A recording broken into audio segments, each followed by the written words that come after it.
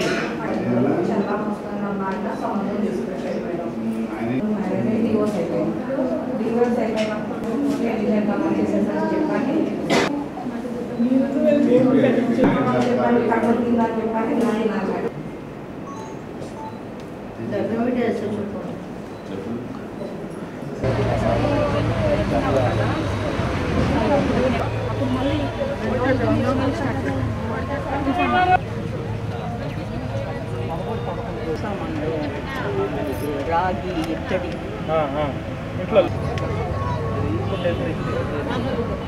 Engineering విద్యపై అప్పటికీ ఇప్పటికీ ఎప్పటికీ చెరిగిపోని ముద్ర వేసిన ఏకైక విద్యా సంస్థ నారాయణ రేపటి ప్రపంచాన్ని శాసించబోతోన్న ఏఐ టెక్నాలజీని అందిపుచ్చుకుని విద్యారంగంలో వస్తోన్న మార్పులకు అనుగుణంగా విద్యా విధానాన్ని మార్చుకుంటూ విద్యార్థుల్లో మేధోశక్తిని పెంపొందించేందుకు ప్రత్యేకమైన ప్రణాళికతో కోర్సులను అందిస్తున్న అపూర్వ విద్యా సంస్థ నారాయణ.